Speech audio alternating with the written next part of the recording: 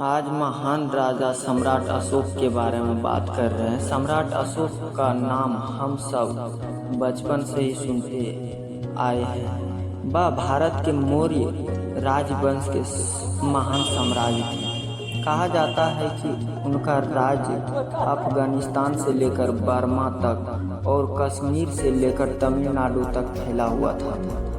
उनकी राजधानी पाटलिपुत्रा थी। उसका नाम हमेशा से महान राजाओं की सूची में शामिल रहा है। मौर्य वंश के तीसरे शासक अशोक को उसकी कठोरता और दयालुता दोनों के लिए जाना जाता है।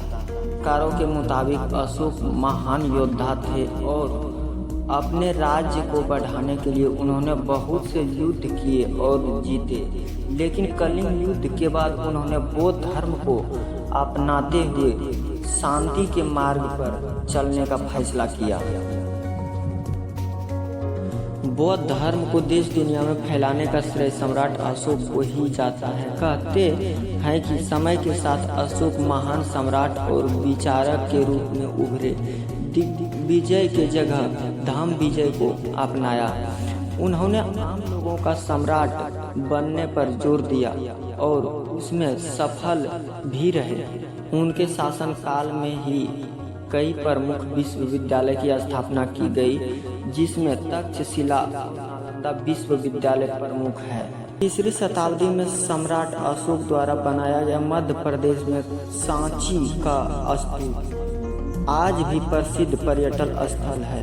अशोक स्तंभ से किए गए अशोक चक्र को भारत के राष्ट्रीय ध्वज में स्थान दिया गया और 4 शेर वाले चिन्ह को राष्ट्रीय चिन्ह का सम्मान दिया गया।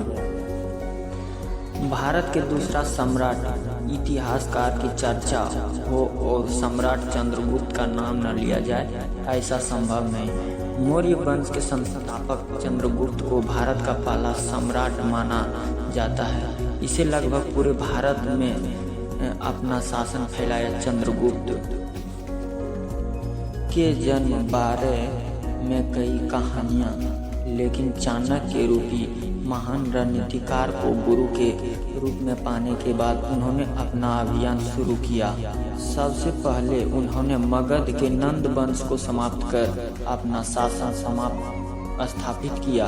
फिर अलग अलग खंडों में विभाजन भारत को अखंड भारत बनाया।